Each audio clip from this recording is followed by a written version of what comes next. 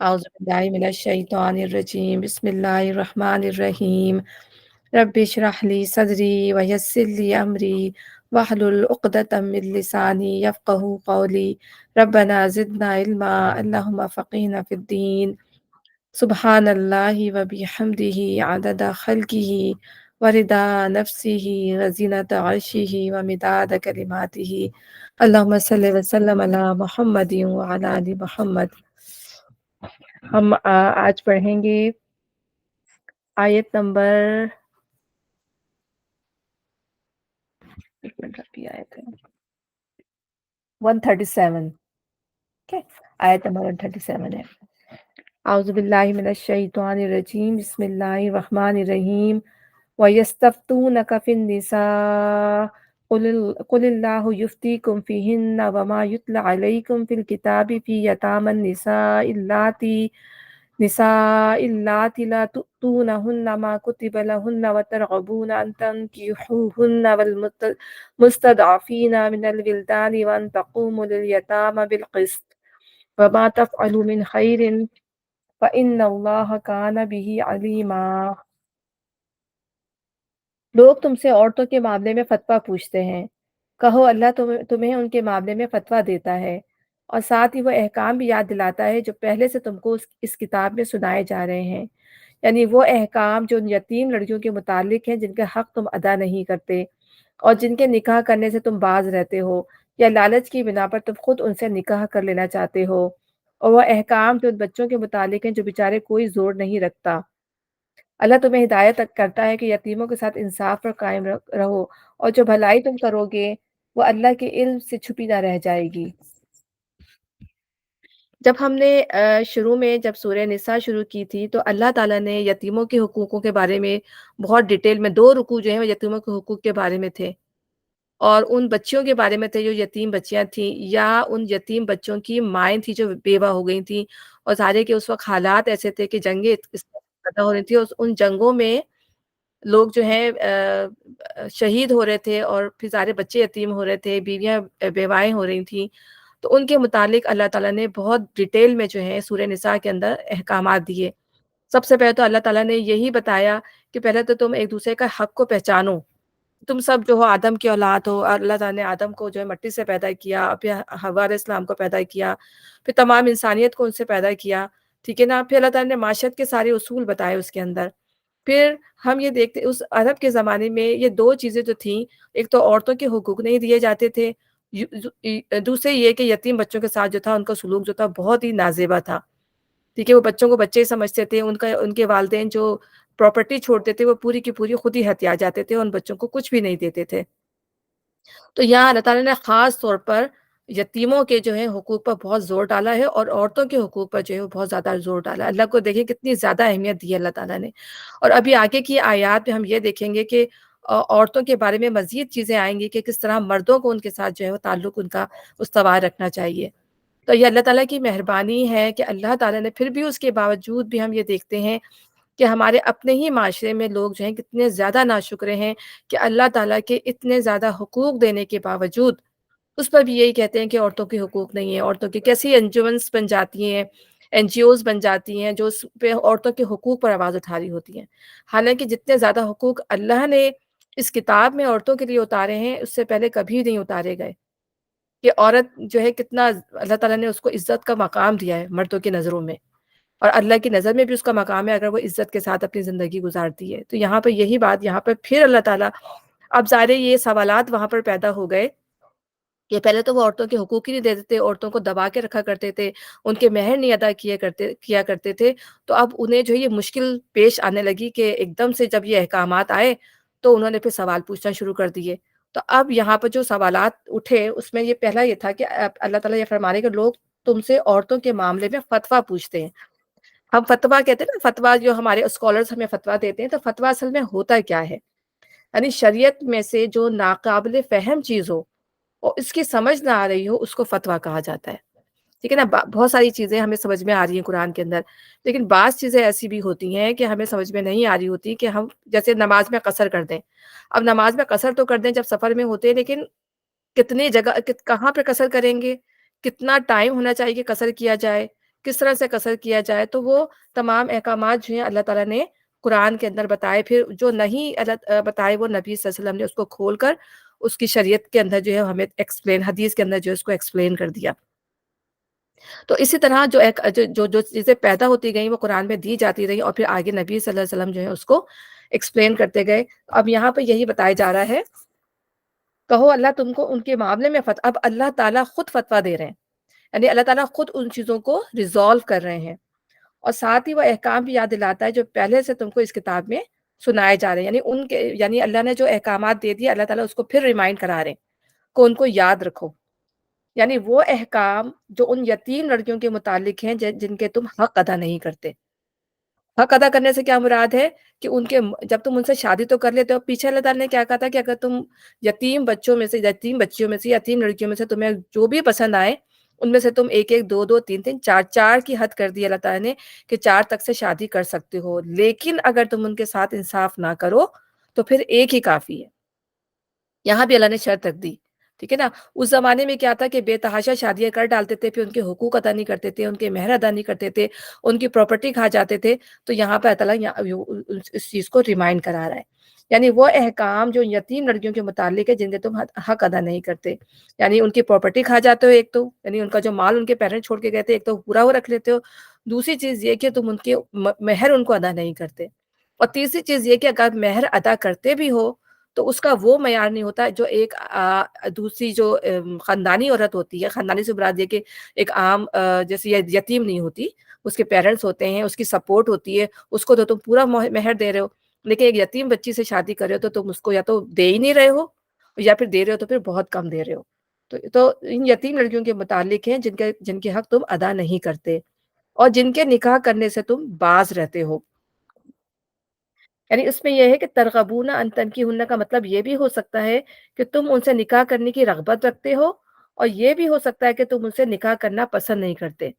حضرت عائشہ اس کی تشریح میں فرماتی ہیں کہ جن لوگوں کی سرپرستی میں ایسی یتیم لڑکیاں ہوتی تھیں جن کے پاس والدین کی چھوڑی ہوئی کچھ دولت ہوتی تھی، وہ ان لڑکیوں کے ساتھ مختلف طریقوں سے ظلم کرتے تھے۔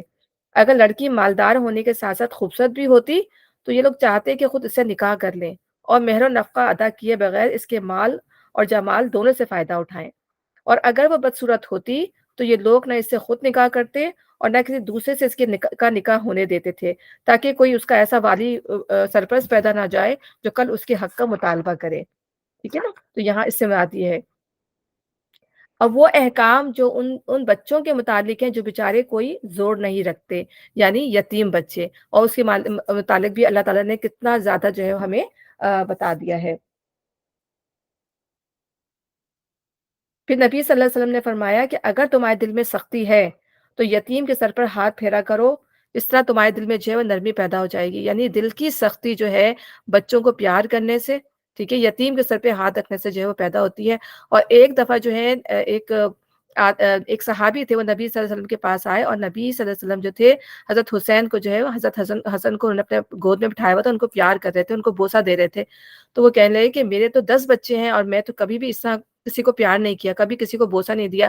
تو اللہ نبی صلی اللہ علیہ وسلم نے فرمایا کہ اگر اللہ نے تمہارے دل میں سختی ڈال دی ہے تو میں کیا کر سکتا ہوں، یعنی اپنے دل میں نرمی پیدا کرو، اپنی اولاد سے محبت کرو، انہیں پیار کرو، تو اس سے محبت پیدا ہوتی ہے، ٹھیک ہے نا۔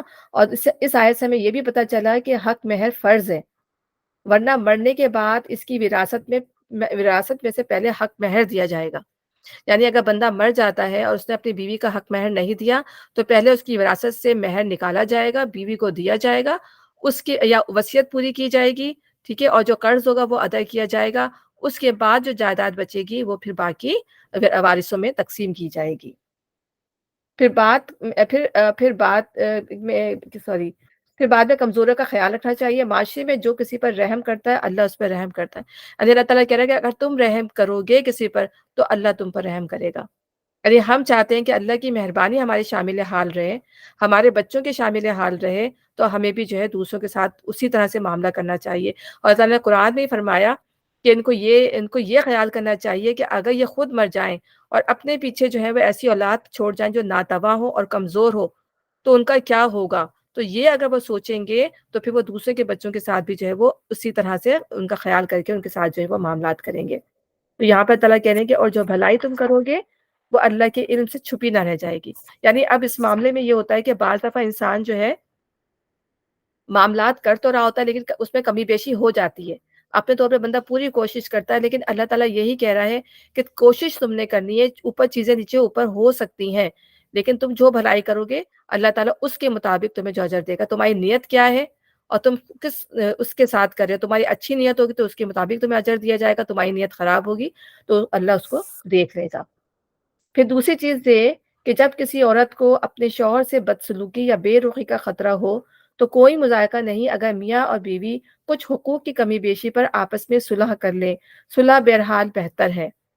کتنا اللہ تعالیٰ دیکھیں ہمیں معاشرت میں زندگی میاں بیوی، کیونکہ اللہ تعالیٰ چاہتے ہیں کہ گھر جو ہے وہ بنے رہیں، گھر جو ہے وہ بگڑے نہیں.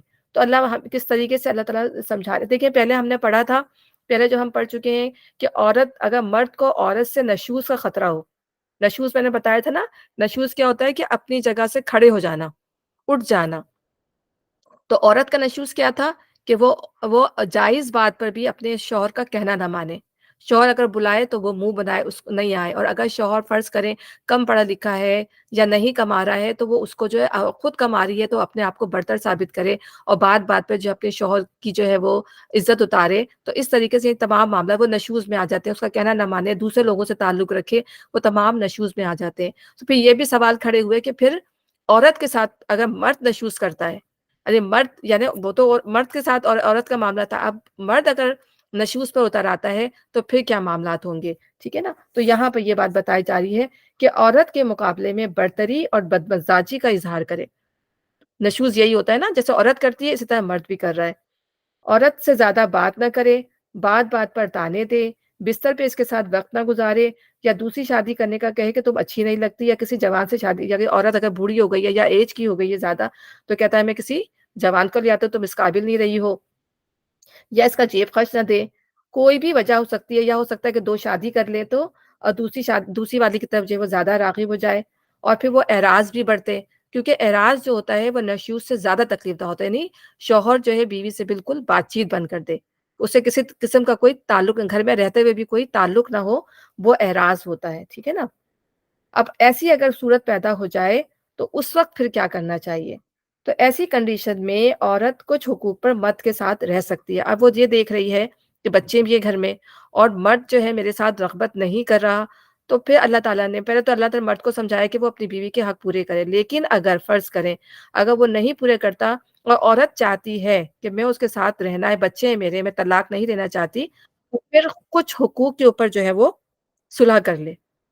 اب کیا وجہ ہوتی ہے، بعض دفعہ مرد جو ہوتے ہیں، ظاہر سی بات ہے، عورت جو ہوتی ہیں اپنے بے رغبتی کا اظہار کرتی ہیں شوہروں سے، ان کے ساتھ ٹائم نہیں گزارنا چاہتی، ان کے ساتھ جو ہے بعض دفعہ یا کمزور ہو جاتی ہیں یا حقوق زوجت ادا نہیں کر پاتی ہیں. تو بعض دفعہ ایسا ہوتا ہے کہ لیکن وہ چاہتی کیا ہے، وہ چاہتی یہی ہے کہ ہمارے ساتھ پورا مرد ہمارے ساتھ جو ہے پورا پورا جو ہے تعاون کرے. ٹھیک ہے نا. تو لیکن ظاہر ہے مرد کی نیڈز ہیں، مرد کی بھی ضرورت ہے. تو پھر اس صورت میں اگر عورت چاہتی ہے کہ مجھے مرد کے ساتھ ہی رہنا ہے، میرے بچے بھی ہیں، تو پھر وہ اپنے کچھ حقوق دے کر وہ مرد کے ساتھ رہ سکتی ہے. یعنی وہ کہتی ہے کہ ٹھیک ہے تم مجھے طلاق نہیں دو، میں تمہارے ساتھ ہی رہوں گی. ٹھیک ہے، چاہے تم مجھے نان نفقہ بھی نہ دو لیکن مجھے اپنا نام دے دو. ٹھیک ہے، بچے ہیں ظاہر ہے تمہارے نام کے ساتھ، بس مجھے یہ ہے کہ میرے بچوں کا خیال رکھو. ٹھیک ہے، تم دوسری شادی کر لو، یا یہ بھی کہہ سکتی ہے کہ تم دوسری شادی کر لو، میں تمہارے حقوق ادا نہیں کر سکتی ہوں. تو اس طرح سے بھی وہ کہہ سکتی ہے. ٹھیک ہے نا. یا وہ اپنا حق مہر بھی معاف کر سکتی ہے. کیونکہ بعض ہمارے معاشرے میں، خاص طور پاکستان میں، ہمارے معاشرے میں اگر عورت اکیلی ہوتی ہے تو آپ دیکھیں کہ اس کے ساتھ کتنے پرابلمس ہو جاتے ہیں. یہاں بھی ہم دیکھتے ہیں کہ سنگل مامز ہوتی ہیں، ان کو بچوں کو ریز کرنا جو ہے کتنا مشکل ہو جاتا ہے. تو اگر مرد کی ایک پروٹیکشن رہتی ہے، چلے ایک نام کی صحیح، پھر بھی اس کے نام لگا رہتا ہے، تو عورتیں یہ چاہتی ہیں کہ چلو ہمارے مرد کے ساتھ ہمارا نام تو لگا ہوا ہے. تو پھر کچھ حقوق کی بیس پر اپنا حق مہر معاف کر سکتی ہیں یا اپنا نان نفقہ معاف کر سکتی ہیں. کچھ بھی وہ معاف کر کے وہ کہتی ہیں کہ میں دستبردار ہوتی ہوں، یا وہ یہ کہہ دیں کہ تم دوسری شادی کر لو تو اپنی دوسری بیوی کے ساتھ رہ لو، لیکن تم مجھے میرے حقوق دے، مطلب اس لحاظ سے کہ مجھے نان نفقہ دیتے رہو، میں تمہیں دوسری شادی کی اجازت دیتی ہوں. تو کچھ بھی معاملہ ہو سکتا ہے. ٹھیک ہے نا. اب ہم جب نبی صلی اللہ علیہ وسلم کی زندگی کو دیکھتے ہیں تو نبی صلی اللہ علیہ وسلم کی زندگی جو یہ تھی کہ اللہ تعالیٰ نے نبی صلی اللہ علیہ وسلم پہ کوئی زور زبردستی نہیں کی تھی. نبی صلی اللہ علیہ وسلم کی کئی بیویاں ایک وقت میں نبی صلی اللہ علیہ وسلم کے ساتھ تھیں، اور نبی صلی اللہ علیہ وسلم جو تھے وہ ہر ایک کی باری آپ نے رکھی ہوئی تھی. اور उस बारिश से कभी भी आप जो है ना आगे पीछे नहीं होते थे। चाहे वो आप और आपकी जो अज़वाज में जो है वो बूढ़ी भी थी। जैसे हज़रत सौदा के बारे में आता है कि हज़रत सौदा जो थी वो काफ़ी ऐज की थी जब नबी सल्लल्लाहु अलैहि वसल्लम से उनकी शादी हुई। और नबी सल्लल्लाहु अलैहि वसल्लम से उन्होंने शादी क्यों की? क्योंकि जब हज़रत खदीजा का इंतकाल हो गया तो उस वक़्त तक नबी सल्लल्लाहु अलैहि वसल्लम ने किसी से शादी नहीं की थी। आप ये देखें। कि नबी सल्लल्लाहु अलैहि वसल्लम जब हज़रत खदीजा का इंतकाल हो गया और बच्चे छोटे थे, तो उस वक़्त जो है हज़रत सौदा ने अपनी खिदमात ऑफ़र की। उन्होंने कहा, "मैं आपसे शादी करने के लिए तैयार हूँ, मैं आपके बच्चों की टेक केयर कर लूँगी।" हालाँकि वो नबी सल्लल्लाहु अलैहि वसल्लम से ऐज में काफ़ी ज़्यादा थीं। तो जब नबी सल्लल्लाहु अलैहि वसल्लम की शादी उनसे हो गई और फिर ज़ाहिर है टाइम गुज़र गया और जब नबी सल्लल्लाहु अलैहि वसल्लम की शादी हज़रत आयशा से हुई और उस वक़्त तक हज़रत सौदा जो है काफ़ी बूढ़ी हो चुकी थी और उनकी रग़बत भी नहीं रही थी, जो औरतों की होती है। तो उन्होंने खुद से अपनी बारी जो थी वो हज़रत आयशा को दे दी और उन्हें पता था कि नबी सल्लल्लाहु अलैहि वसल्लम जो हज़रत आयशा से बहुत मोहब्बत करते हैं। तो उन्होंने कहा मैं आपकी बीवी ही रहना चाहती हूँ, मैं उम्महातुल मोमिनीन ही रहना चाहती हूँ, लेकिन ये कि मैं अपनी बारी जो हूँ मैं आयशा को देती हूँ।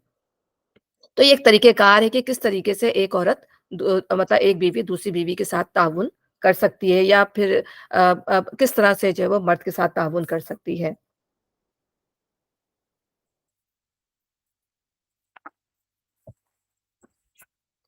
इसलिए इंसान अब ये अल्लाह ताला कहे ना सुलह बेहतर है।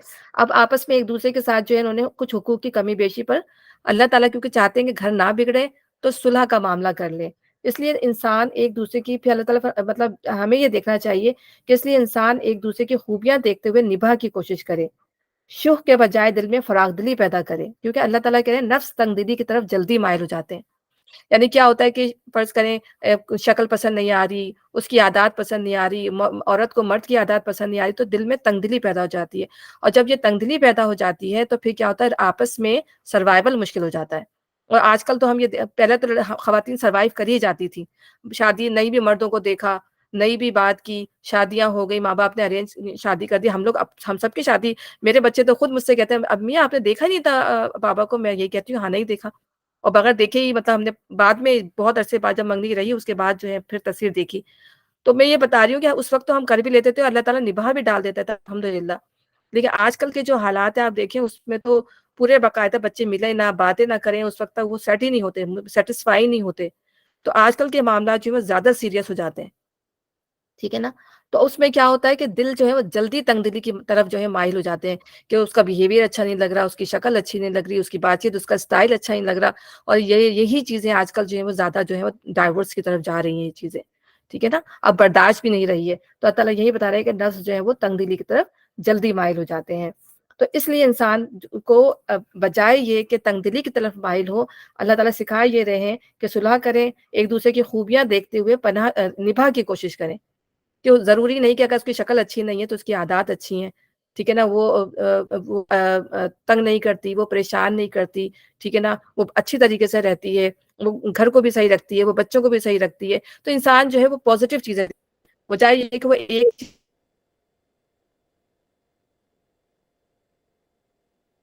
लेके बढ़ जाए, इसी तरह औरत का भी अगर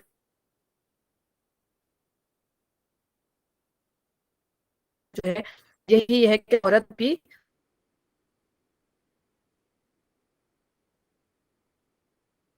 पॉज़िटिव चीज़ों एक मुसलमान के दिल में ईमान और बुख़्ल इकट्ठे नहीं हो सकते। हदीस में है कि आदमी में सबसे ज़्यादा बदतरीन चीज़ बेसब्रेपन के साथ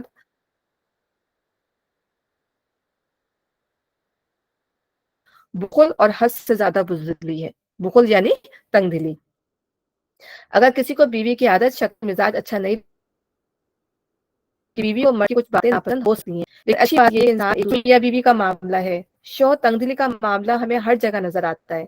चाहे बहन-भाई हों, रिश्तेदार हों, दोस्त हों, दिल में एक-दूसरे के खिलाफ तंगी आ जाती है। जब हम एक-दूसरे से मामलात कर रहे होते हैं, चाहे वो हमारे बहन-भाई क्यों ना हों। क्योंकि बाज़ बहन-भाई या फ़र्ज़ करें अल्लाह ताला ने उनको ज़्यादा दिया हुआ है, तो जिनको नहीं दिया हुआ होता तो उनको देखकर दूसरों के दिलों में जो है वो तंगी आ जाती है कि वो जो कम जिनको अल्लाह ने दिया हुआ है तो वो बड़े जिनको ज़्यादा दिया हुआ होता है तो उनके अंदर जो तंगदिली आ जाती है।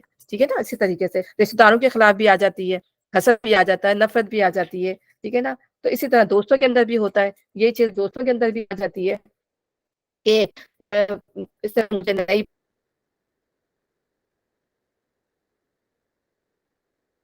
پوچھا، اس نے مجھے نہیں دیا، اس نے مجھ سے بات نہیں کی، تو بدلے میں بھی یہی کروں گی، ٹھیک ہے نا؟ تو ہم کیا کرتے ہیں پھر ادلے بدلے کی باتیں پھر ہمارے اندر شروع ہو جاتی ہیں، ہمارے رویے جو میں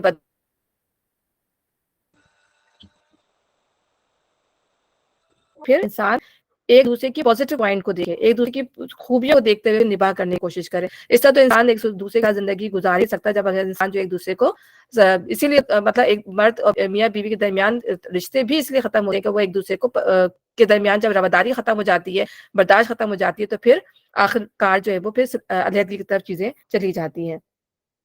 اسی طرح جو ہے بعض دفعہ قرض دینے لینے والے لڑائی جھگڑے کر لیتے ہیں کہ قرض لینے والے کے پاس قرض ادا کرنے کے لیے پیسے نہیں ہوتے اور قرض دینے والا تقاضا کرتا رہتا ہے. تو پھر اس میں بھی جو ہے دل بڑا کرنے کی ضرورت ہے ان لوگوں کو جو قرض دیتے ہیں، ٹھیک ہے نا؟ اگر اسے دیکھنا چاہیے کہ اگر جس کو اس نے قرض دیا تھا کہ وہ واقعی مجبور ہے، وہ ادا نہیں کر پا رہا، تو اس کو ڈھیل دینا چاہیے. اور جب تک وہ ڈھیل دے گا اس کے لیے اس کا ایوری ڈے اس کا جو ہے وہ صدقہ لکھا جائے گا. کہ فرض کرے اس نے 1 مہینے کے لیے اس کو ڈھیل دے دی، تو جتنے دن تک وہ ڈھیل دیتا رہے گا، وہ جس کو قرض دیا ہوا ہے اس کا ایک ایک دن جو ہے وہ صدقہ کاؤنٹ ہوگا. تو ہر چیز کو ہمیں یہ دیکھنا چاہیے، ہر چیز کو ہمیں اس نظر سے دیکھنا چاہیے کہ اس میں اللہ تعالیٰ کی طرف سے کتنی بڑی مہربانی ہے کہ ہم جو کام بھی اللہ کے لیے کرتے ہیں اللہ تعالیٰ نے اس میں ہمارے لیے اجر ہی دکھا ہے.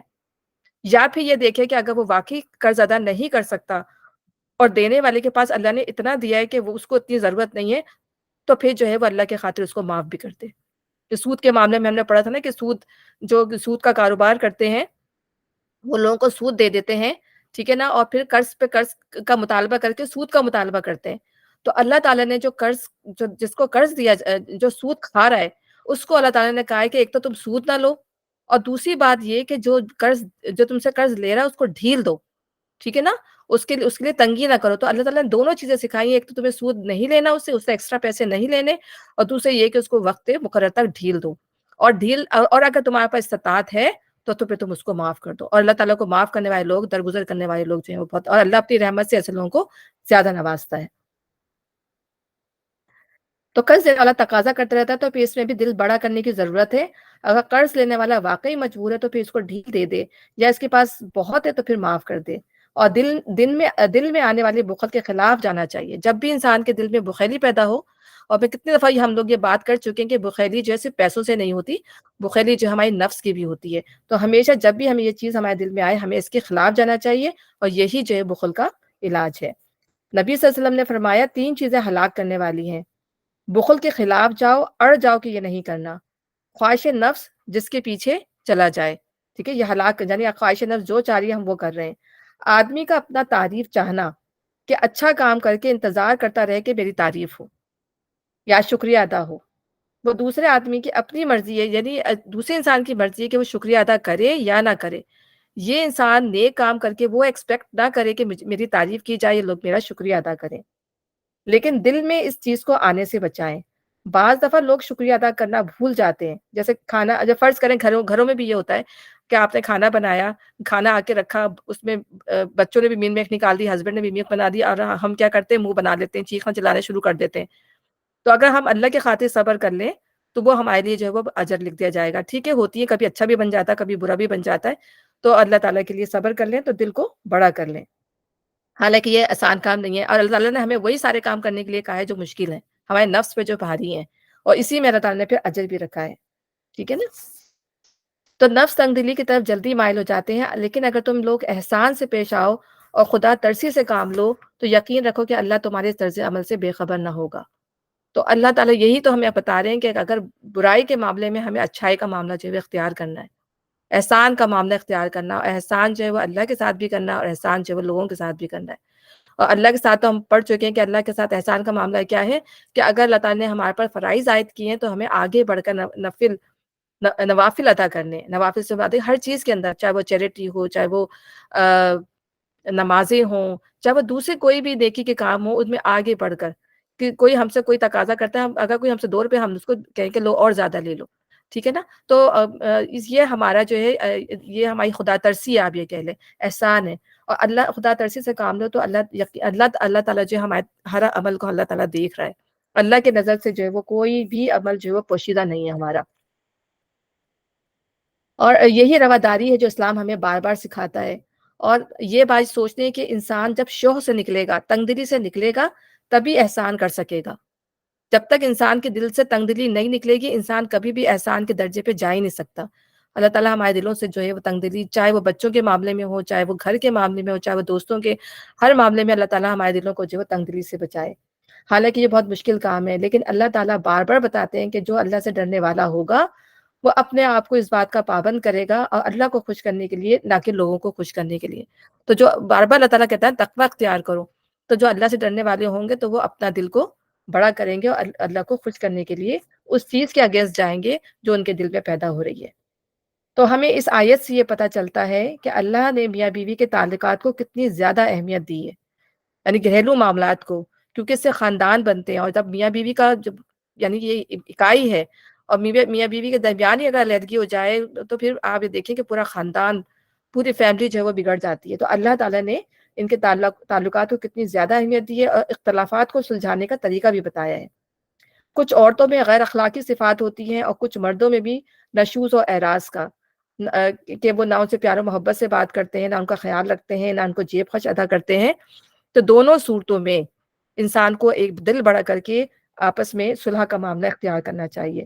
پھر دوسری بات یہ ہمیں سمجھ میں آئی کہ اللہ تعالیٰ کو طلاق سے زیادہ صلح پسند ہے۔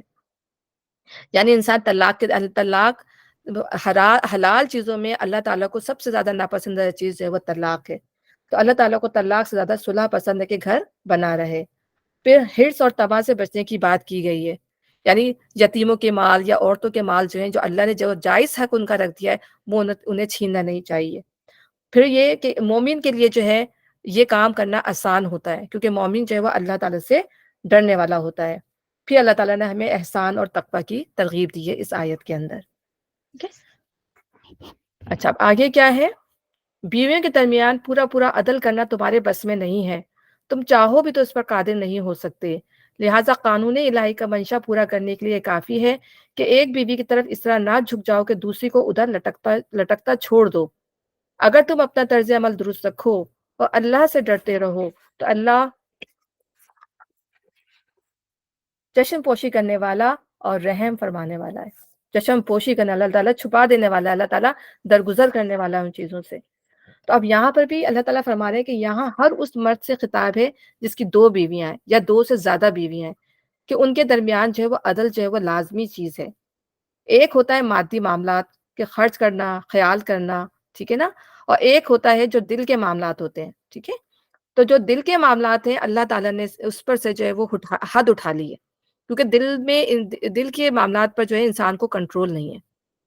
لیکن یہ کہ عدل کا معاملہ جو ہے، جیسے نبی صلی اللہ علیہ وسلم نے حضرت عائشہ سے بہت محبت کرتے تھے، لیکن آپ اپنی ہر بیوی کو جو تھے وہ پورا وقت دیتے تھے، پورا ٹائم جو ان کا تھا وہ ان کو دیتے تھے، ٹھیک ہے۔ تو محبت کے معاملے میں جو ہے وہ عدل نہیں کر سکتا، لیکن ظاہری معاملے میں جو ہے وہ پورا پورا عدل، ان کو جیب خرچ دینا، ان کا خیال کرنا، ان کے جو حق زوجیت ہے وہ برابری سے دینا، وہ تمام چیزیں، ان کا نام نفقہ، اگر ایک بیوی کو ایک جوڑا دیا تو دوسری بیوی کو بھی اسی طرح سے بنا کر دینا، یہ تمام چیزیں جو ہیں وہ کرنی ہوں گی۔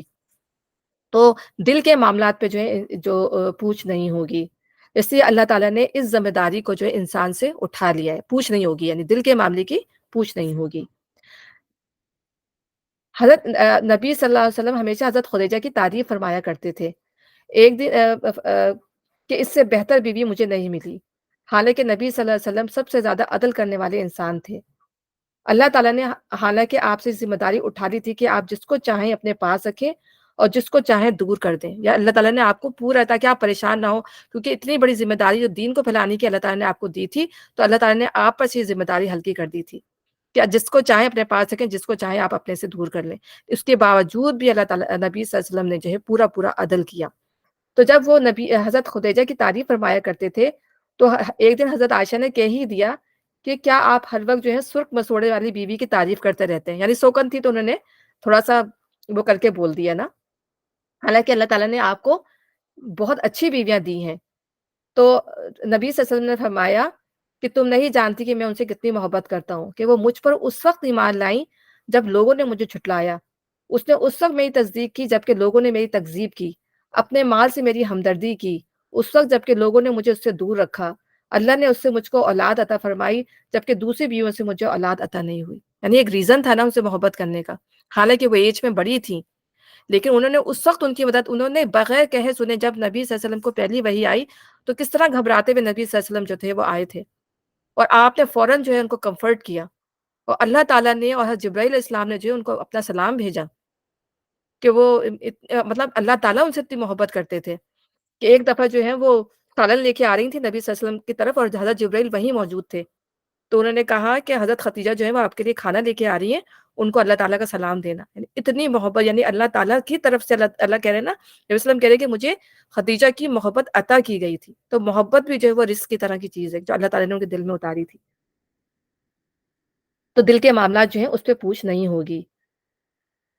تو ایک دفعہ آپ صلی اللہ علیہ وسلم نے فرمایا کہ مجھے خدیجہ کی محبت عطا کی گئی ہے، حالانکہ آپ صلی اللہ علیہ وسلم حضرت عائشہ سے بھی بہت محبت کرتے تھے، لیکن یہ بات مانی ہوئی ہے کہ محبت میں انصاف کی ضرورت نہیں ہوتی۔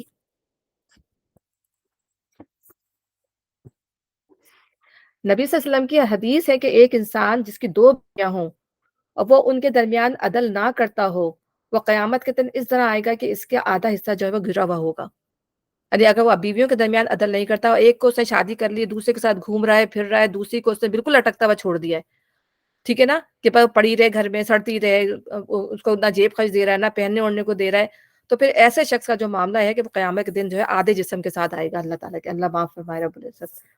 یعنی مرد کو اپنی غلطی کی اصلاح کرنی ہے، اور اللہ سے ڈرے تو اللہ تعالیٰ اس کو معاف کر دے گا، اور ان معاملات میں پوچھ نہیں ہے جس کی اللہ تعالیٰ نے ہم سے اس معاملات میں ہم سے نہیں پوچھے گا جس میں جو ہم سے پوچھ نہیں ہے۔ اولاد کی محبت بھی یہی ہوتا ہے کہ بعض دفعہ ہم یہ دیکھتے ہیں کہ حضرت یعقوب علیہ السلام کے 12 بچے تھے، ٹھیک ہے نا، لیکن حضرت یعقوب کو حضرت یوسف علیہ السلام سے کتنی زیادہ محبت تھی، اور اتنی محبت تھی کہ آپ نے رو رو کے غمگین ہو کے جو ہے آپ کی آنکھوں کی بینائی چلی گئی تھی، اتنی زیادہ آپ کو محبت تھی۔ تو محبت پہ اور پھر محبت کے قابل مطلب چیز بنائی جاتی ہے نا، حضرت یوسف کے اخلاق، ان کے کردار، ان کا رویہ، ان کی فرما برداری اتنی زیادہ تھی کہ وہ جو ان کے جو اسٹیپ برادر تھے وہ تو بہت زیادہ لڑاکو جھگڑالو اس ٹائپ کے تھے، ان کے بارے میں بتایا جاتا ہے۔ تو ایک چیز ایک بندے کی ایک کوالٹی بھی جو ہے انسان کو دوسرے انسان سے قریب کر دیتی ہے۔ تو کوئی بھی ہو، اب خلیل دو دوست جو ہوتے ہیں، بعض دفعہ جو ہے ہم کہتے ہیں ہمارے دوست ہمارے گھر والوں سے زیادہ اچھے ہوتے ہیں، کیوں؟ اس لحاظ سے اچھے ہوتے ہیں کہ وہ آپ کو اللہ کی طرف راغب کر رہے ہوتے ہیں، اور گھر والے آپ کو کہاں؟ دنیا کی طرف راغب کر رہے ہوتے ہیں۔ تو یہ محبت جو ہوتی ہے یہ اللہ تعالیٰ جو ہے انسان کی کردار کی وجہ سے، انسان کی شخصیت کی وجہ سے بھی ایک دوسرے کے اندر پیدا ہو جاتی ہے۔ تو اس پر جو ہے ظاہر ہے انسان یہ دل کی حالت ہے اور اس پہ پوچھ نہیں ہے۔ تو اگر ان معاملات میں پوچھیں جس کی استطاعت نہیں ہے، دوسرے سے اپنے تعلقات بہتر کر لینا اللہ سے ڈرتے ہوئے مغفرت کا سبب بنتا ہے۔ تو یہ جو ہے اللہ تعالیٰ سے جب ہم تنگی ہونے کے باوجود اگر ہم جب دل کو بڑا کرتے ہیں تو پھر یہ چیز ہمارے لیے مغفرت کا باعث بنتی ہے، اللہ تعالیٰ ہمیں پھر معاف کرتا چلا جاتا ہے۔ لہٰذا قانونی لائق کا منشا پورا کرنے کے لیے کافی یہی ہے کہ ایک بیوی کی طرف اس طرح نہ جھک جاؤ کہ دوسری کو ادھر لٹکتا چھوڑ دو۔ اگر تم اپنا طرز عمل درست رکھو اور اللہ سے ڈرتے رہو تو اللہ چشم پوشی کرنے والا اور رحم فرمانے والا ہے۔ اگر زوجین ایک دوسرے سے الگ ہی ہو جائیں تو اللہ اپنی وسیع قدرت سے ہر ایک کو دوسری کی محتاجی سے بے نیاز کر دے گا۔ اللہ کا دامن بہت کشادہ ہے اور وہ دانا اور بینا ہے۔ اب پھر اگر کسی جینون وجہ سے علیحدگی کی جا سکتی ہے، ٹھیک ہے نا، اب اللہ تعالیٰ نے صلح کی بھی شرائط بتا دی، یہ بھی ہو گیا، لیکن اس کے باوجود بھی لڑائی جھگڑے جاری ہیں اور کوئی کامن گراؤنڈ پہ بات بنی نہیں رہی، کامن گراؤنڈ کوئی پیدا ہو ہی نہیں رہا۔ اب انہوں نے ٹھان لیے کہ اب جو ہے ہمیں علیحدہ ہو جانا چاہیے، ہوتا ہے بعض دفعہ نہیں بن رہی ہوتی ہے، ہم دیکھتے ہیں کہ کتنے زیادہ ڈائیورس کے کیسز ہوتے ہیں اور بالکل ایک طرح سے مطلب برداشت کی حد ہو جاتی ہے، پھر گزارا مشکل ہو جاتا ہے، تو پھر اللہ تعالیٰ نے اس کا بھی کہہ دیا کہ پھر اگر ایسی نوبت آ جائے کہ بالکل ہی نہیں بن سکے تو اگر پھر وہ علیحدگی کی جا سکتی ہے۔ اگر کامن گراؤنڈ پہ بات نہیں بن رہی تو پھر الگ ہو جانا چاہیے، تو اللہ ان کے لیے کوئی صورت پیدا کر دے گا۔ پھر اللہ کیونکہ اللہ دلوں کے حال جانتا ہے اور یہ بھی جانتا ہے کہ کوئی زبردستی یہ فرض کریں اگر ہسبینڈ صحیح ہے اور عورت جو ہے وہ اپنے حقوق زیادہ چاہتی ہے اور لڑائی جھگڑے پہ لگی ہوئی کہ نہیں، اب ہو سکتا ہے اسے کوئی اور پسند آ گیا ہو، ٹھیک ہے نا، اور ہو سکتا ہے کہ ماں باپ نے اس کی زبردستی شادی کر دی ہو، یہ بھی ہوتا ہے، بعض کتنی ہم نے چیزیں اس طرح دیکھی ہے، یا ہو سکتا ہے کہ مرد جو ہے وہ نہ کما رہا ہو، صحیح اس کی کفالت پوری نہیں ہو رہی ہو، تو وہ اپنی طرف سے جو ہے وہ کوئی نہ کوئی بہانہ بنا کے، تو یہ بھی اللہ جانتا ہے کہ وہ کون زبردستی یہ بات اور کون جینون معاملے پہ جو ہے وہ۔ بعض دفعہ ہوتا ہے کہ بعض جینون معاملات ہوتے ہیں کہ مرد جو ہے عورتوں کے ساتھ صحیح سلوک نہیں کرتے، مار پیٹ تک کی نوبت آتی ہے، ہوم جو ہے ہوم وائلنس تک کی نوبت آ جاتی ہے، بچوں سے سفر کر رہے ہوتے ہیں، تو ایسی حالت میں بھی عورت چاہتی ہے کہ پھر میں اس سے علیحدگی لے لوں، تو اللہ تعالیٰ جو ہے ہر معاملے کو جو ہے پھر وہ دیکھنے والا ہے۔ تو جو جینون معاملات کے ساتھ جو ہے جب علیحدگی ہوتی ہے تو اللہ تعالیٰ پھر ایسے رشتوں کے اندر جو ہے پھر موافقت پیدا کر دیتا ہے، یعنی پھر ان کے لیے راستے کھول دیتا ہے۔ اللہ تعالیٰ ان کو اپنے پاس سے غنی کر دیتا ہے، غنی کرنے کے بھی کئی معنی ہیں، بے پرواہ کر دیتا ہے، یعنی اللہ تعالیٰ ان کے لیے مناسب دوسرے رشتے پیدا کر دیتا ہے، یا اللہ تعالیٰ جو ہے اپنے پاس سے ان کو جو ہے وہ رزق عطا فرماتا ہے، ان کے لیے بہتری کے راستے جو ہے وہ کھول دیتا ہے۔ تو اس کے 3 معنی کہ کوئی بہترین ساتھی مل جائے گا، اللہ ان کو مال سے غنی کر دے گا اور اللہ ان کے لیے جو ہے وہ راستے نکال دے گا۔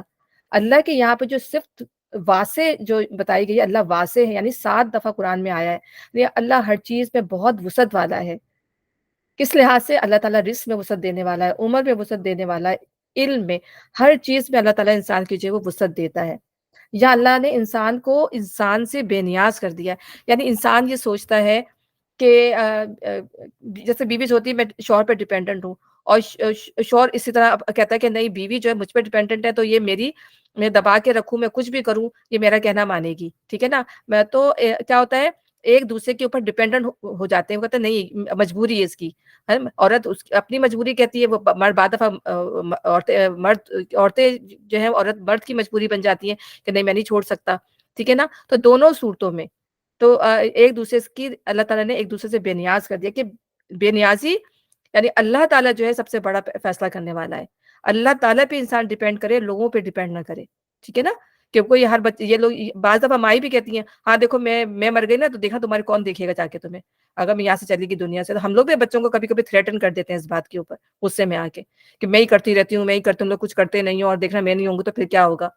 تو ایسا نہیں بولنا چاہیے، کیونکہ اللہ تعالیٰ یہ بے نیازی بنی کہ انسان ایک دوسرے کے اوپر اللہ تعالیٰ دیکھنے والا ہے، ٹھیک ہے؟ اللہ تعالیٰ نے ہمیں ایک دوسرے کے لیے وسیلہ بنایا ہے، لیکن ہم اپنے آپ کو اتنا بڑا نہ سمجھ لیں کہ میں نہیں ہوں گا تو پھر کون دیکھے گا، ایسا نہیں سوچنا چاہیے انسان کو، کیونکہ اللہ ہے، اللہ کی ذات سب سے بڑی ہے، جب انسان نہیں ہوتا تو پھر اللہ تعالیٰ اس کے لیے دوسرے راستے پیدا کر دیتا ہے۔ تو اسی لیے اللہ کے فیصلوں پہ راضی رہنا چاہیے کہ ہم اس پر ڈیپینڈنٹ ہوں گے تو ہمیں ملے گا، ورنہ نہیں ملے گا۔ جیسے ایک باس ہو، وہ اس کی کمپنی میں لوگ کام کر رہے ہوں تو وہ بعض دفعہ وہ فرعون بن جاتا ہے کہ میں نے نوکری دی ہوئی ہے تو نوکری ہے، اگر میں نوکری چھین لوں تو یہ کیا کرے گا، یہ سڑکوں پہ پھرے گا، تو اس طرح کی بھی انسان کے اندر جو ہے فرعونیت آ جاتی ہے، تو ورنہ نہیں ملے گا۔ ایک انسان دوسرے انسان پہ اسی لیے روب ڈالتا ہے، اسی لیے ایک انسان دوسرے انسان کے اوپر جو ہے وہ حاوی ہو جاتا ہے، اور یہ معاملات جو ہے وہ گھر کے اندر بھی ہوتے ہیں، اور یہی معاملات جو ہوتے ہیں گھر کے اندر لڑائی جھگڑے کا باعث بھی بنتے ہیں۔ لیکن زوجین ایک دوسرے سے الگ ہی ہو جائیں تو اللہ اپنی وسیع قدرت سے ہر ایک کو محتاجی سے بے نیاز کر دے گا۔ اللہ کا دامن بہت کشادہ ہے اور بہت دانا، اور وہ بہت دانا و بینا ہے۔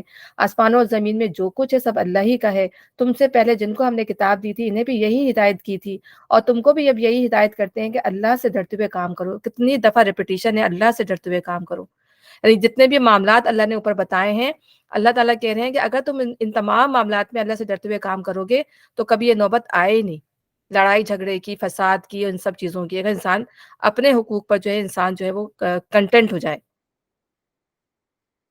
لیکن اگر تم نہیں مانتے تو نہ مانو، آسمان و زمین کی ساری چیزوں کا مالک اللہ ہی ہے، وہ بے نیاز ہے، ہر تعریف کا مستحق بے شک۔ ہاں اللہ ہی مالک ہے ان سب چیزوں کا جو آسمانوں میں اور زمین میں ہے، اور کارسازی کے لیے بس وہی کافی ہے۔ ہر چیز کا مالک جو ہے بادشاہ جو ہے وہ اللہ ہے۔ جتنے بھی لوگ گزرے ہیں اور قومیں گزری، سب کو بہت زیادہ تاکیدی حکم تھا کہ اللہ سے ڈرنا ہے، اور یہی بندوں کے اعمال کو جو ہے وہ درست کرتا ہے۔ تقویٰ دل کے اندر ہوتا ہے جب دل کی اصلاح ہو جاتی ہے تو زبان کی بھی اصلاح ہو جاتی ہے، یعنی پھر کیا ہوتا ہے بعض دفعہ لڑائی جھگڑے زبان درازی سے بھی ہوتے ہیں، بعض عورتیں جو ہوتی ہیں بہت زیادہ زبان دراز ہوتی ہیں، اپنی زبان کی وجہ سے بھی وہ بہت زیادہ نقصان اٹھاتی ہیں، لوگوں سے بھی اور اپنے شوہروں سے بھی، اپنے گھر والوں سے بھی، اپنے خاندان سے بھی۔ تو پھر کیا ہوتا ہے کہ جب انسان کے دل کی اصلاح ہو جاتی ہے تو پھر زبان کی بھی اصلاح ہو جاتی ہے، پھر انسان کے ہاتھ پاؤں کی بھی اصلاح ہو جاتی ہے، سب اللہ کے تابع ہو جاتے ہیں۔ حضرت علی نے فرمایا اللہ جل جلالہ کا خوف، جو اس نے نازل کیا اس پر عمل، اور چھوٹی چیز پر بھی راضی رہنا، اور دنیا سے جانے کے دن کی تیاری کرتے رہنا، اس صفات کے ساتھ جو بھی انسان ہوگا وہ متقی کہلائے گا۔ کتنی خوبصورت بات ہے۔ اب اگر اللہ کی نافرمانی کرو گے اس کو کوئی فرق نہیں پڑتا، یعنی اللہ تعالیٰ نے تو احکام دے دیے، اللہ تعالیٰ نے سمجھا دیا، اور اللہ سے زیادہ بہتر کس کی بات ہو سکتی ہے؟ تو جو حکم ہے ہمارے فائدے کے لیے، وہ سورہ زمر میں اللہ تعالیٰ فرماتا ہے فَإِن تَكْفُرُوا إِنَّ اللَّهَ غَنِيٌّ عَنكُمْ وَلَا يَرْضَىٰ لِعِبَادِهِ الْكُفْرَ، اگر تم کفر کرو تو اللہ تم سے بے نیاز ہے، اور اللہ تعالیٰ اپنے بندوں کے لیے کفر کو پسند نہیں کرتا، ناشکری کو پسند نہیں کرتا۔ اور جہاں بھی کفر کی بات آئی ہے وہاں اللہ تعالیٰ کے غنی ہونے کی بات آئی ہے، یعنی اللہ تعالیٰ تمہارے ناشکرے کا پن سے اللہ تعالیٰ اس کو کوئی کمی نہیں پڑتی، وہ تو غنی ہے، وہ تو آپ سے آپ تعریف کیا گیا ہے۔ تو اوپر کی چند جو آیات آئی ہیں، اگر تم ایک دوسرے پہ ظلم کرتے ہو، ایک دوسرے کا حق نہیں دیتے ہو، تو پھر اپنا ہی نقصان کرو گے۔ تو حدیث میں کیا آتا ہے کہ اے میرے بندو، تمہارے پہلے والے اور اگلے والے، تمہارے انسان اور جن، سب مل کر فاجر آدمی کی طرح ہو جائیں تو اس سے میری بادشاہی میں کوئی کمی نہیں ہوگی۔ نہیں، پوری دنیا بھی فاسق و فاجر بن جائے تب بھی اللہ تعالیٰ کی بادشاہی میں کوئی کمی نہیں آئے گی۔ جو کچھ بھی ہم کرتے ہیں وہ ہمارے اپنے نفس کے لیے، اور یہی بات اللہ تعالیٰ ہمیں سمجھانا چاہ رہے ہیں یہاں پر۔ اور اللہ تعالیٰ جو ہے غنی حمیدہ ہے، یعنی ہمیشہ سے غنی اور تعریف کیا گیا ہے، یعنی اللہ کی کوئی تعریف کرے یا نہ کرے، اللہ ہمیشہ سے تعریف کیا گیا، اللہ تعالیٰ ہمیشہ سے پریز وردی ہے۔ اور حمید جو اللہ تعالیٰ کی تعریف ہے اسماء الحسنہ میں شمار ہوتی ہے، ٹھیک ہے نا؟ اللہ کی بہت زیادہ تعریف کیا گیا، حمد سے نکلا ہے۔ اچھا، اگر وہ چاہے تو اچھا، ہاں اللہ ہی ہے مالک ہے ان سب چیزوں کا جو آسمانوں میں اور جو زمین میں ہے، اور کارسازی کے لیے بس وہی کافی ہے۔ اگر وہ چاہے تو تم لوگوں کو ہٹا کر تمہاری جگہ دوسروں کو لے آئے، اور وہ اس کی پوری قدرت رکھتا ہے۔ جو شخص محض ثواب دنیا کا طالب ہو اسے معلوم ہونا چاہیے کہ اللہ کے پاس ثواب دنیا بھی ہے اور ثواب آخرت بھی، اور اللہ تعالیٰ جو ہے وہ سننے والا جو ہے اور جاننے والا بھی ہے۔ تو پھر اللہ تعالیٰ کیا فرما رہے ہیں؟ انسان کو یہاں پر تیسری دفعہ تکرار ہو رہی ہے، اور اللہ رب العزت کی عظمت کا احساس دل میں پیدا کیا جا رہا ہے، اور اللہ تعالیٰ جو ہے وکیل ہونے کے لیے کافی ہے کہ انسانوں پر بھروسہ نہ کرو، اللہ پر بھروسہ کرو، اور متقین کو اپنے کام کرنے چاہیے۔ اور جو اللہ تعالیٰ فرما رہا ہے کہ ہر نفس پر جو اس نے کمائی کی ہے اللہ اس پر نگراں ہے۔ پھر یہ دعا بھی ہمیں نبی صلی اللہ علیہ وسلم نے سکھائی ہے کہ اللہم استخدمنی ولا تستبدلنی، یا اللہ مجھ سے یہ خدمت لیتا رہے اپنے دین کی، اور مجھے تبدیل نہ کرنا، یعنی میری جگہ کسی اور کا نہ لانا، مجھ سے یہ موقع نہ چھیننا، کیونکہ انسان جب اللہ کی نعمتوں کی ناقدری کرتا ہے تو نعمتیں جو ہیں وہ چھن جاتی ہیں، ٹھیک ہے نا؟ تو جو نعمتیں اللہ تعالیٰ نے ہمیں دی ہیں، جو اسکلز ہمیں اللہ تعالیٰ نے دی ہیں، اگر ہم ان کو ان کے رائٹ جگہ پہ یوز نہیں کریں گے، ان کو استعمال نہیں کریں گے، تو وہ نعمتیں اللہ تعالیٰ جو ہے ہم سے چھین لے گا۔ اللہ تعالیٰ ہمیں معاف فرمائے۔ تو یہ بہت اچھی دعا ہے، بلکہ میں نے ابھی یہ لکھی ہے دعا، مجھے خود بھی یاد کرنی ہے کہ اللہ تعالیٰ مجھ سے یہ خدمت لیتا رہے دین کی، اور مجھے تبدیل نہ کرنا، یعنی میری جگہ کسی اور کو نہ لانا، مجھ سے یہ موقع نہ چھیننا۔ پھر دوسری بات یہ کہ دنیا کا فیم دنیا ہی میں رہ جاتا ہے، دنیا کی زندگی جو ہے وہ فنا ہونے والی ہے، آخرت باقی رہنے والی ہے۔ عقل مند وہ ہے جو آخرت کے ثواب کو دنیا کے ثواب پر ترجیح دیتا ہے۔ قارون جب اتنے ٹھاٹ سے جب وہ نکلا تھا تو لوگوں نے اس کو مشورہ دیا تھا کہ جو کچھ تمہیں اللہ نے دیا اس سے آخرت بناؤ، تو اس نے کہا یہ تو میں نے خود سے کمایا ہے، یہ تو میرے اپنے بل بوتے پہ ہے، اسے تو مانا ہے نہیں۔ تو آخر کیا ہوا، اس کا مال ہی اسے کسی کام نہ آیا، وہ اور جو ہے وہ اللہ تعالیٰ نے اس کو زمین میں دھسا دیا۔ تو بعض دفعہ انسان جو ہے وہ اللہ تعالیٰ کہے نا کہ اللہ کے پاس ثواب دنیا بھی ہے اور ثواب آخرت بھی، تو کیا ہے کہ دنیا میں انسان بہت کوشش کرتا ہے کہ میں پوری دنیا حاصل کر لوں، لیکن انسان کو کتنا ملتا ہے؟ انسان کو دنیا بھی پوری طرح نہیں ملتی، کتنی کوشش وہ دنیا حاصل کرنے کے لیے کرتا ہے، لیکن وہ جو ہے جو چیزیں وہ لینا چاہ رہا تھا دنیا اس کو ملتی بھی نہیں ہے پوری۔ تو جو پھر انسان اس کے لیے کیوں اس کے پیچھے اتنا پڑا، ہاں جتنی ضرورت ہے ضرور کوشش کرے، لیکن اس سے زیادہ اگر انسان کرتا ہے تو پھر وہ کیا کرتا ہے کہ اس میں پھر وہ اللہ کے حقوق کو کمپرومائز کر دیتا ہے، زیادہ پانے کے چکر میں وہ اللہ کے حقوق کو کمپرومائز کرتا ہے، اپنی نمازیں، اپنے روزے، اپنی جو بھی نیکی کے کام ہیں وہ پیچھے چلے جاتے، ٹھیک ہے نا؟ ہاں اس کی دنیا کے لیے جد و جہد ضرور کرنا چاہیے، جن دنیا کو پانا ضرور چاہیے، لیکن اس پہ اللہ تعالیٰ کی ذات، اللہ تعالیٰ کے احکامات جو وہ کمپرومائز نہیں ہونا چاہیے۔ تو دنیا میں انسان کو پوری دنیا بھی نہیں ملتی چاہے وہ کتنی ہی کوشش کیوں نہ کرے، تو جو دنیا کی کھیتی چاہتا ہے ہم اس میں سے اس کو دے دیتے ہیں، اور جو آخرت کی کھیتی چاہتا ہے ہم اس کے لیے آخرت کی کھیتی میں اضافہ کریں گے۔ تو جو جلد ملنے والی دنیا چاہتا ہے اسے جلدی دے دیتے ہیں، اور اس میں سے جتنا ہم چاہتے ہیں آخرت میں اس کے لیے کوئی حصہ نہیں، ٹھیک ہے نا؟ یہ قرآن کے اندر ہے یہ۔ تو یہ بھی ہمیں نبی صلی اللہ علیہ وسلم نے بتایا کہ دنیا آخرت کی کھیتی ہے، تو اس سے پتہ چلتا ہے کہ اعمال کا دار و مدار جو ہے وہ نیت پر ہے۔ جو انسان ارادہ کرتا ہے اس کے مطابق جو اس کو پھل ملے گا، جو کچھ بھی ہم کریں گے اس کے مطابق ہم اس دنیا میں پائیں گے۔ دنیا آخرت کی کھیتی ہے، ہمیں جس مقصد کے لیے اللہ تعالیٰ نے ہمیں یہاں بھیجا ہے اس کے مطابق زندگی اگر ہم نے بسر کی ہوگی تو ہم اس کے مطابق ہی وہاں پائیں گے۔ اور اس سے یہ بھی پتہ چلتا ہے کہ اللہ کے نزدیک دنیا کا رتبہ انتہائی کم ہے، مکھی کے پر کے برابر بھی اس دنیا کی کوئی اہمیت نہیں۔ اللہ تعالیٰ کافروں کے بارے میں بتاتا ہے نا کہ اگر مجھے لوگوں کے سارے لوگوں کے کافر ہونے کا اندیشہ نہیں ہوتا تو میں کافر لوگوں کے گھر جو ہیں سونے چاندی کے، ان کی دیواریں، ان کی سیڑھیاں، ہر چیز میں سونے چاندی کے بنا دیتا، یعنی میں ان کو دنیا میں اتنا نواز دیتا ان کے مطلب جو کفر کرنے والے، صرف اس لیے کہ دوسرے لوگ جو ہیں اس سے وہ نہ ہو جائیں۔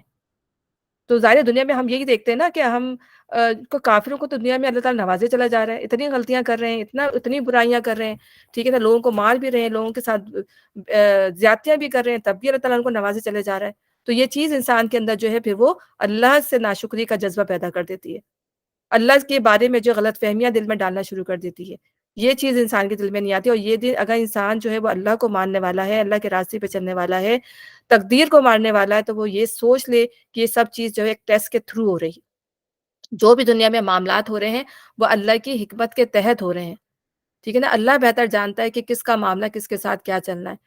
تو ہمیں ایز اے مومن اللہ تعالیٰ یہ سکھا رہا ہے کہ اگر تم اللہ کی رضا میں راضی رہو گے، تقدیر پر راضی رہو گے، دوسروں کے ساتھ وہی سلوک کرو گے جیسے تم اپنے لیے چاہتے ہو، کہتے ہیں نا کہ تم جیسے اپنے چاہتے ہو تمہاری رسپیکٹ کی جائے ویسے ہی تم دوسروں کی رسپیکٹ کرو، تو وہ ویسے ہی تم اللہ تعالیٰ ویسے ہی تم پر رحم کرے گا جیسے تم دوسروں پر رحم کرتے ہو، ٹھیک ہے نا۔ تو یہ تمام چیزیں جو ہے اللہ تعالیٰ ہمیں ہماری تربیت کر رہے ہیں قرآن کے اندر، بیسیکلی قرآن پورا کا پورا جو ہے وہ ہماری تربیت ہے اگر ہم دیکھیں تو، بار بار یہ چیزیں پلٹ پلٹ کر آئیں گی، پلٹ پلٹ کر آئیں گی، اور حالانکہ یہ چیزیں آسان نہیں ہیں، یہ چیزیں جو ہے نفس پر بہت زیادہ بھاری ہیں اگر ہم دیکھیں تو، لیکن اللہ تعالیٰ انہی چیزوں کے ذریعے جو ہمیں اچھا بنانا چاہتا ہے۔ تو اللہ تعالیٰ ہمیں اس کی توفیق عطا فرمائے کہ جو کچھ ہم پڑھتے ہیں، جو کچھ ہم بولتے ہیں، واقعی ہم انہیں اپنے نفس کے اوپر جو ہے وہ کریں، ہم اپنی کوشش کریں کہ ہم اس کو اپلائی کریں اپنے اوپر، کیونکہ ظاہر سی بات ہے ہر چیز کو بول دینا، اس کو پڑھ دینا جو ہے وہ آسان ہوتا ہے، لیکن اس پر عمل کرنا جو اتنا آسان نہیں ہوتا۔ تو اللہ تعالیٰ سے یہ دعا ہے کہ اللہ تعالیٰ ہمیں اس پر جو ہے وہ عمل کرنے والا بنائے اور ہم سب کو جو ہے وہ سیدھے راستے پر قائم رکھے، ٹھیک ہے۔ ربنا تقبل منا انك انت السميع العليم وتب علينا انك انت التواب الرحيم سبحانك اللهم وبحمدك اشهد ان لا اله الا انت استغفرك واتوب اليك۔ السلام علیکم ورحمۃ اللہ وبرکاتہ۔ وعلیکم السلام وعلیکم ورحمۃ اللہ السلام ورحمۃ وبرکاتہ۔ اللہ وبرکاتہ۔ انشاءاللہ تعالیٰ کل وہی ٹائم ہے ہمارا 4:30 انشاءاللہ، انشاءاللہ انشاءاللہ۔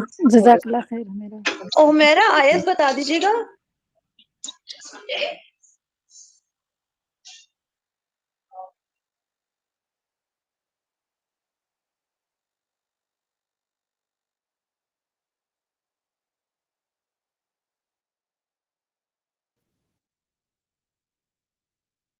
سوری وہ کٹ گئی میرے ہاتھ سے، تو میں نے جو ہے